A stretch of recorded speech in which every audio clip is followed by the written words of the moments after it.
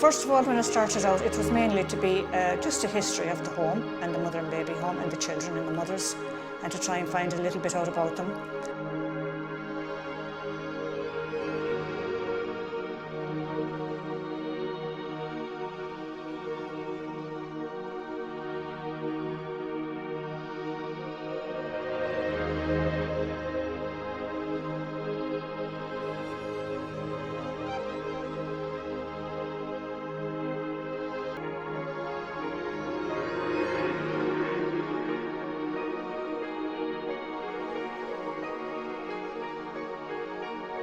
What's your main aim now? What would you like to happen? Well, the aim of our committee from the start was to commemorate those children with a bit of dignity, to put their names up on plaques. The plaques will go on the walls that surround the little cemetery that's there. Just to have a memorial there. We would hope to, at the second part of the project, to turn it into a little memorial garden. But there was an influx of people who, between mothers of large families giving a few dollars or a few euro to one man who said he would cover the whole costs of the plaque himself. 41,000 euro now in the credit union account for the plaques. The plaques are well covered, so the committee have decided now to make a memorial garden as well to the children because of all the money that has been donated, and every cent and every euro will go into that memorial garden. It has now been completed, engraved thanks to money gathered by Catherine Corliss from various charitable souls. Even the Sisters of Bon Secours have made a contribution. Today we've honoured 3 extraordinary people. Catherine Corliss was honoured for uncovering the secret burial of hundreds of children at the It was kind of a demand that, well, we would like to meet with you. And I was in a committee at the time, but that's another story. They wanted, the committee I was in just wanted to put up plaques and remember the children. I wanted more, I wanted an investigation, and they didn't agree with that. But however, I was with the committee at that time, and to do the Galway County Council pushed and pressured into trying to put up a memorial on the spot. Now that would suit them grand because there's no questions asked. You just put up a big cross and a big lovely monument and a peace garden. That's what they wanted to do, call it a peace garden, and that would cover up all the tracks. But I fought against that.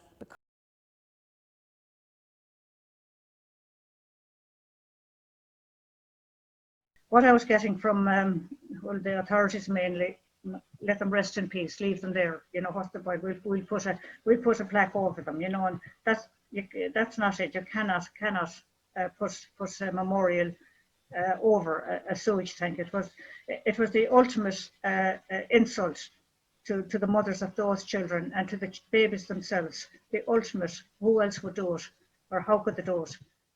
So our committee got together with the idea we would raise enough funds to put up plaques to name all those children. We felt the least these children might have was a name over their head, just an identity to give them back a little bit of the dignity.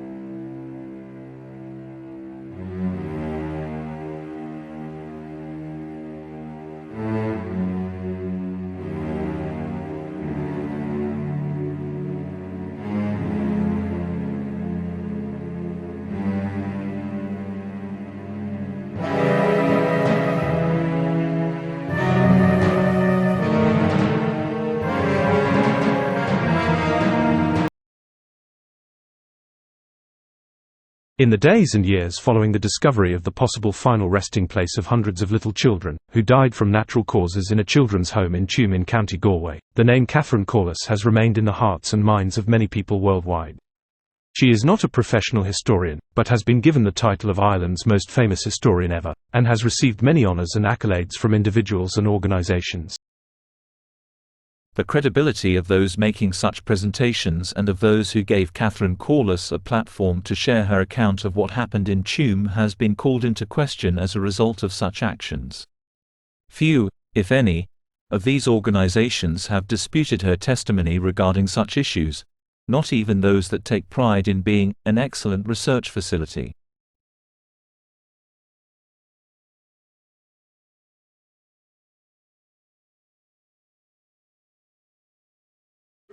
So you had all those, they call them underground chambers, but there's no getting away from it. It was a septic tank. And they saw fit to put illegitimate children and babies, lovely little babies and children, down there when they died. And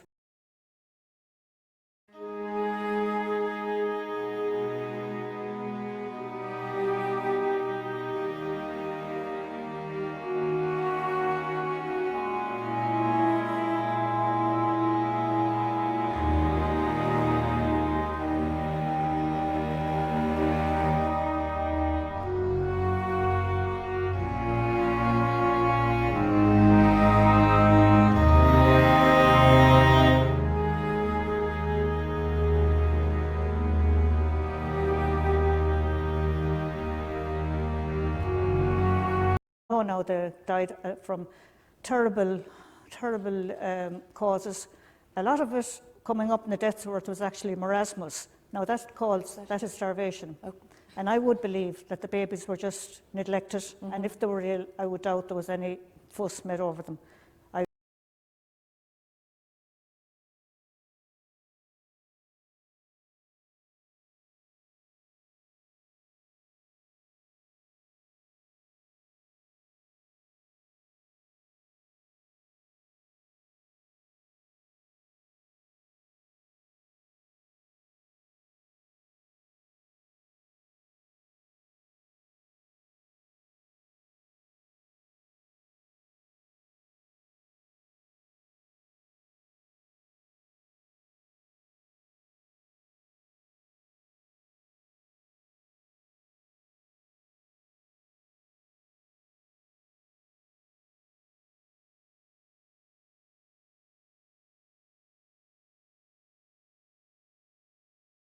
Now, marasmus is starvation. The nuns were paid by the state to look after these children. They got a capitation grant, which meant that they had the money to spend on the children. Oh, there was no shortage of money because they had pigs, they had chickens, they would have loads of eggs, they would have good garden produce, they had greenhouses, so they would have fruit, tomatoes. But I have it from the word of the woman that grew up in the home all her life. Julia Carter Devani was resident in St. Mary's Children's Home from the age of 9 and later worked as a domestic servant there until it closed in 1961, from which time she worked as a gardener at the Grove Hospital in Tuam. At some period in the late 1970s or early 1980s, Julia's memories of the home was recorded on tape by a local woman, Rebecca Mill Lane, known as Rebby or Rabby.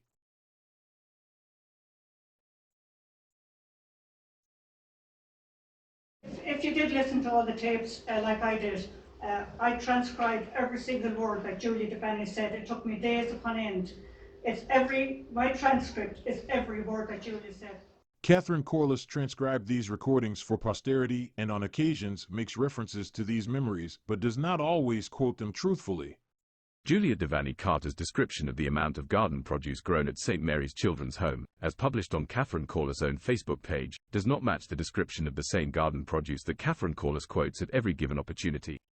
According to the inspector's report of 1947, so often quoted by Catherine Corliss and by others, there were 333 residents in the home in April of 1947, without counting the nuns and staff members. As someone who is familiar with life on a farm, Catherine Corliss would be well aware that the food grown in the home garden would not be sufficient to feed so many for very long, but this does not prevent her from giving her own interpretation of this fact on every platform willing to hear her side of the story, without quibble or question.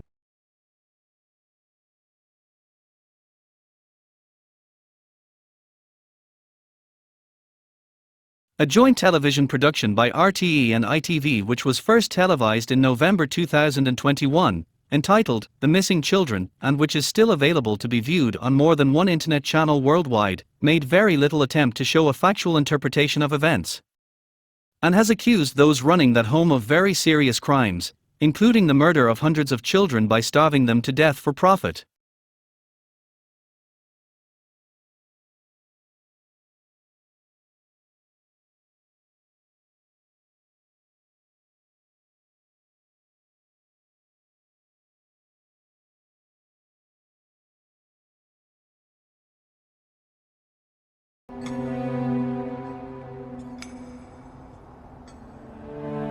People that was there, they remember clearly those babies being starved. They were starved themselves. We were going around with pot bellies, and the reason we everyone had pot bellies was they were hungry. At night time, you'd be hungry and crying. I didn't care. So we had a hard time now with them. That's why I accused the church and state what they did now. The state paid them to look after us, but they didn't.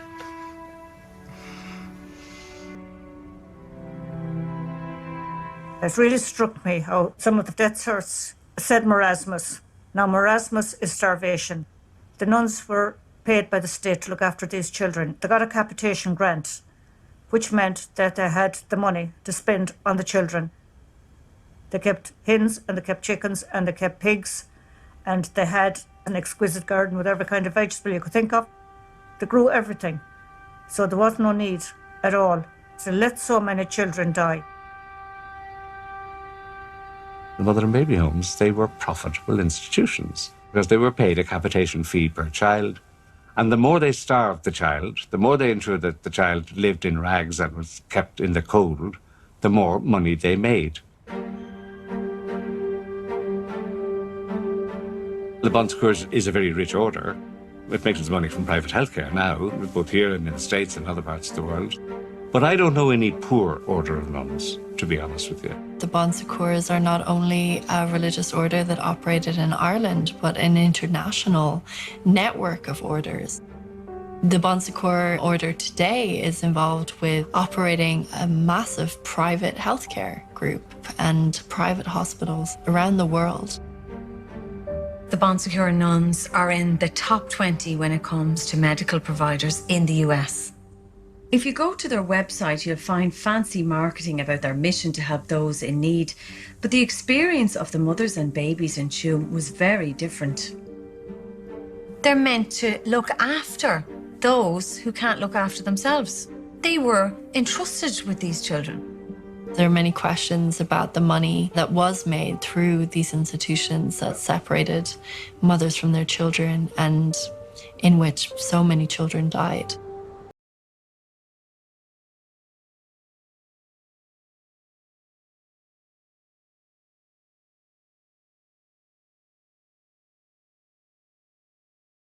Poor nuns do. But I let them know that the Bon Secours sisters were paid by the state per head, per mother, per child. They were also getting grants from Galway County Council to maintain the home and to keep those children, to keep them well. And they were getting donations as well, wholesale. So there was no lack of money. They had a gardener there that looked after the place. She was a woman that grew up in the home, that was in the home all her life. The women worked very, very hard. They didn't need to employ anybody, so there was no money going out. And so these children were kept in this institution without any of the normal care that children would be given. The concerns that were raised by inspectors who visited Tuam and described the children as pot-bellied, as emaciated, were clearly not taken seriously, and no action was taken to improve the conditions.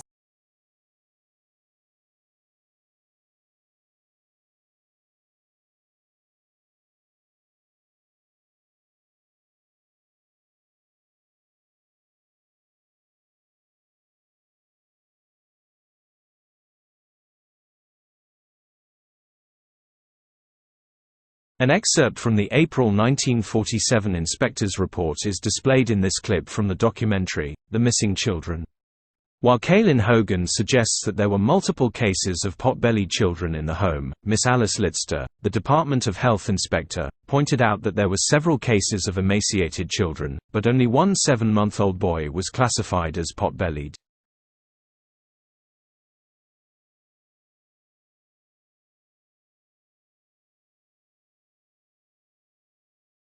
as the death rates continued to be high, disproportionately high, for children within these institutions.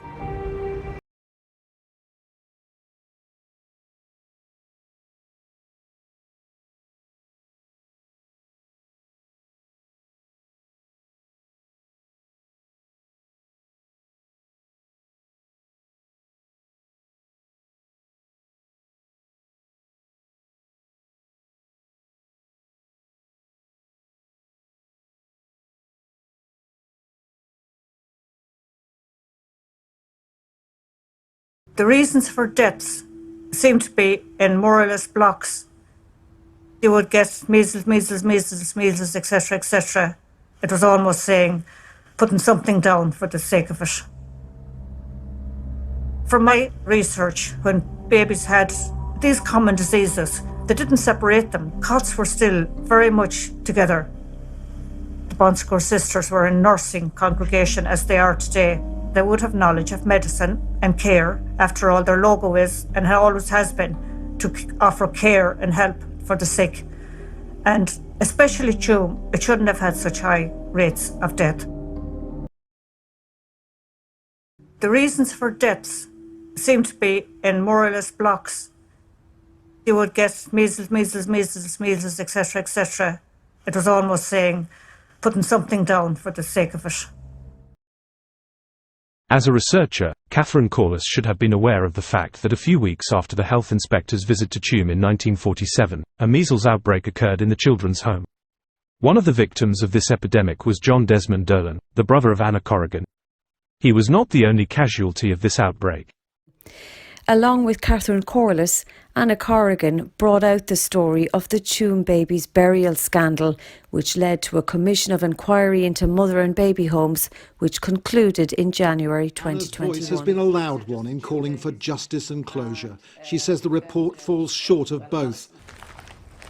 9 years ago, I started the search for my two missing brothers, John Desmond Dolan and William Joseph Dolan. John was a full-term baby and his weight at birth was £8, 9.5 ounces. Sadly, John Desmond died in the children's home in Tuam, and the records indicate that he died from measles. I received then a copy of an inspection report that was done on the home.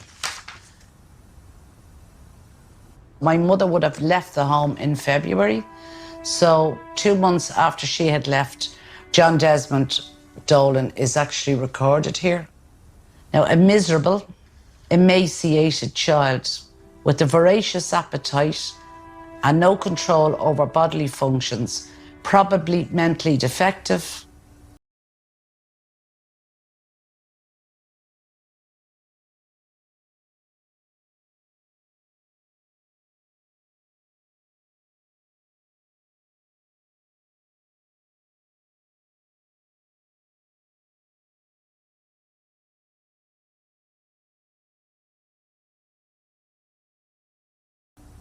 His weight at birth, everything was normal. He was healthy. His mother is gone 2 months. He's emaciated, which means he's starved. A voracious appetite means he's not being fed. He's very, very hungry. Emaciated child with a voracious... It showed him as emaciated with a voracious appetite, no control over bodily functions, and possibly had a mental defect. John was born normal and healthy.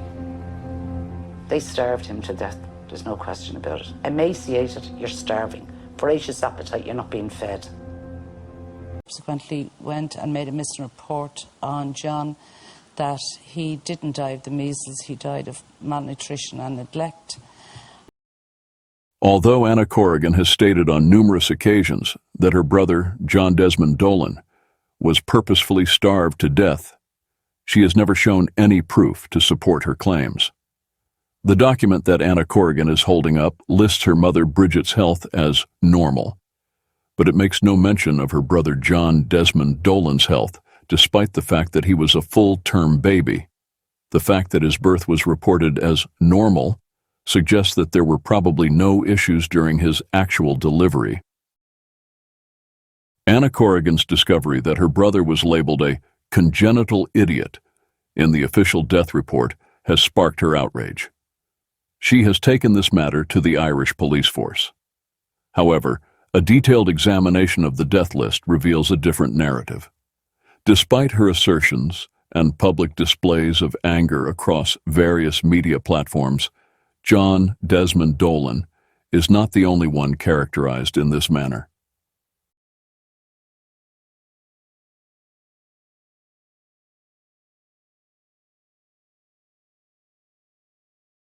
In the 1940s, terms like congenital idiot were used in medical and legal contexts to describe certain conditions. The term was used to describe a condition, not necessarily to insult or belittle someone. However, it's important to note that language evolves over time, and what might not have been considered offensive in the past can be seen as highly offensive and inappropriate today. It was almost saying, putting something down for the sake of it. From my research, when babies had these common diseases, they didn't separate them. Cots were still very much together. In the year 2020, the first wave of the COVID pandemic led to the unfortunate loss of at least 23 lives at the Dalgin House nursing home in Dundalk.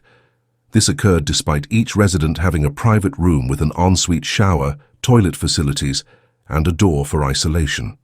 Given that such a tragedy could occur in the 21st century, despite advanced medical knowledge and care, it raises concerns about the likelihood of survival for those who were in the Tuam Children's Home during the early 20th century.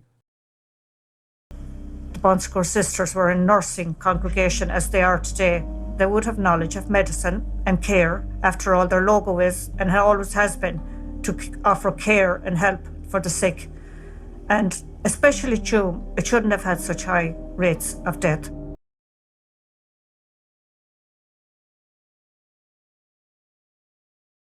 By the autumn of 2021, Catherine Corliss, the media personality, had already forgotten the lessons that she had learned as the researcher and human rights activist of the autumn of 2012.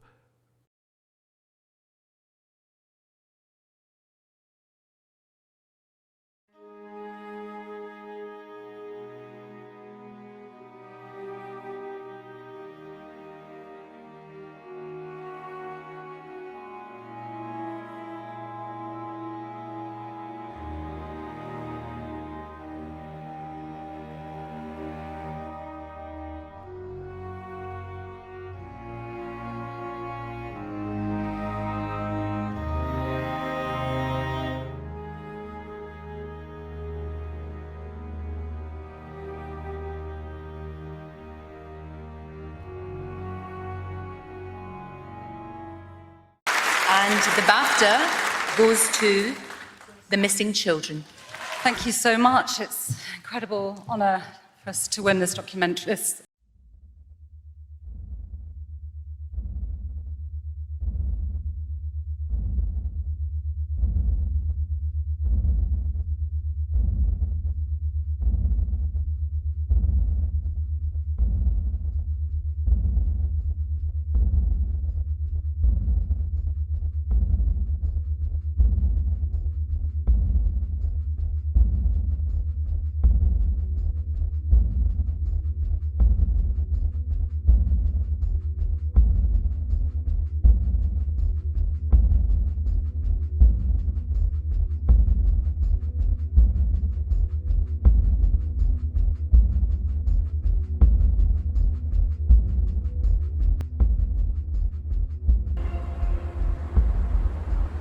The Commission of Investigation into Mother and Baby Homes has informed me of an important development in relation to excavations it carried out in Tuam, County Galway.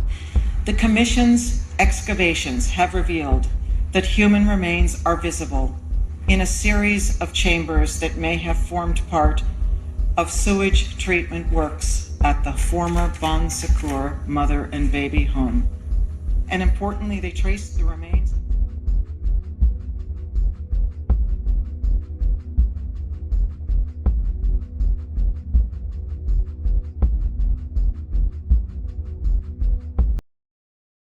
By nature, politicians have a selective memory, but Irish politicians, it seems, have a shorter memory than most.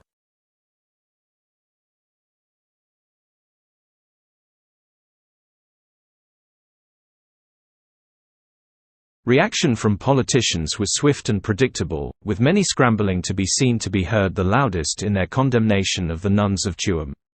Few remembered, and even less cared about delicate little matters such as inconvenient home truths.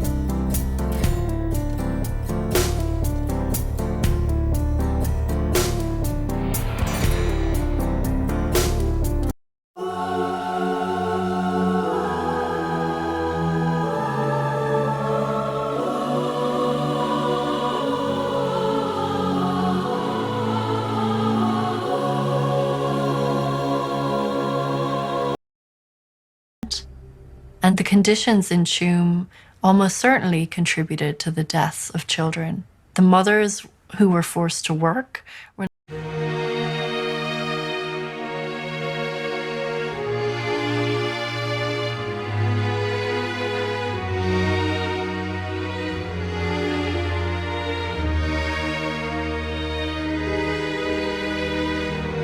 Catherine had the names of 796 children who died. She had the death certificates. So all of these children were legally registered as dying in the Tuam Middle. But they had no burial records. By law, you have to have a burial record for somebody who lived and died. There seemed to be no burial records at all for these children.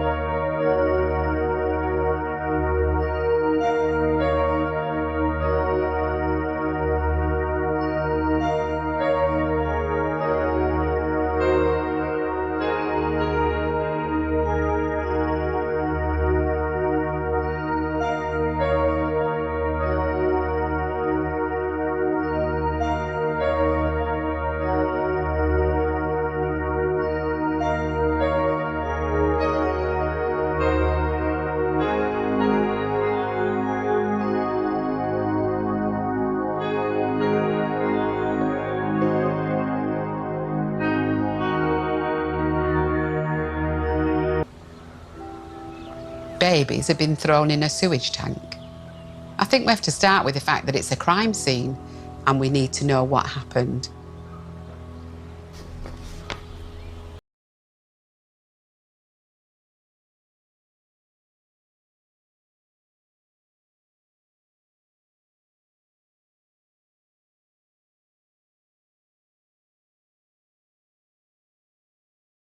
In the autumn of 2023, Annette Mackay was one of those appointed as a member of a 6-person team that will support Daniel McSweeney, the Director of Authorised Intervention, on the advisory board that is in charge of overseeing excavation at the former children's home at Tuam.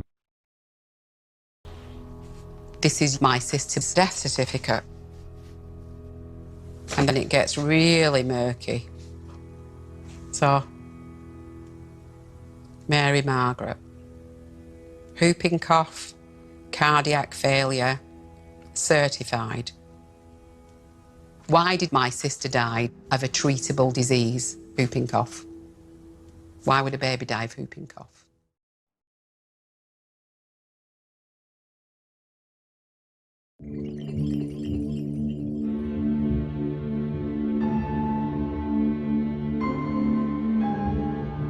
Why did some babies die of heart failure? Mary Margaret O'Connor, Annette Mackay's younger sister, tragically passed away at just 6 months old on June 9, 1943.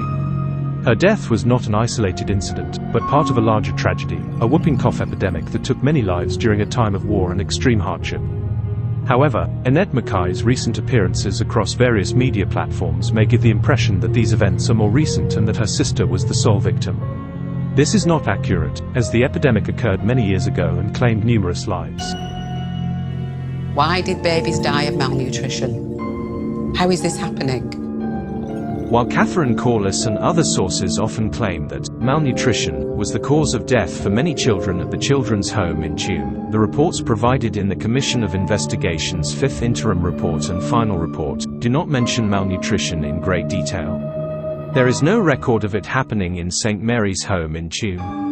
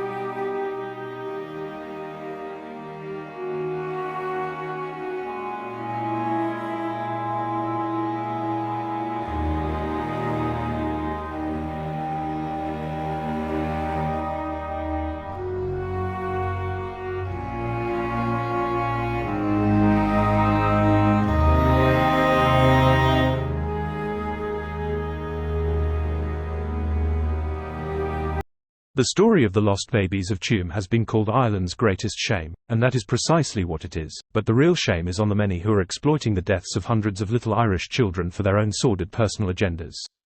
The Missing Children documentary, which was co-produced by Ireland's national broadcaster and by others, is promoting itself as being a true crime documentary but without showing proof of any crime. With a mixture of half-truths and innuendos, it has no regard at all to the hurt and the damage that it is causing. It also sets a new low in the standards of Irish and international broadcasting journalism.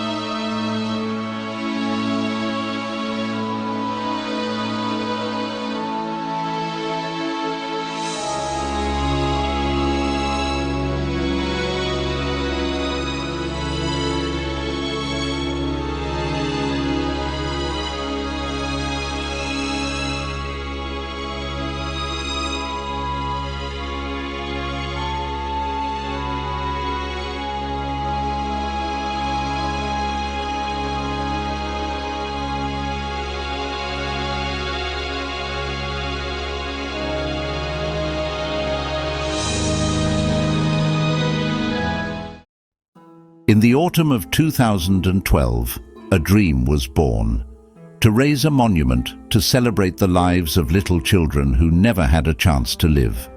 In the winter of 2023, the monument that had been forged by that dream, the plaques that had been created by many people with love, still lie in storage, waiting for a day that may never come.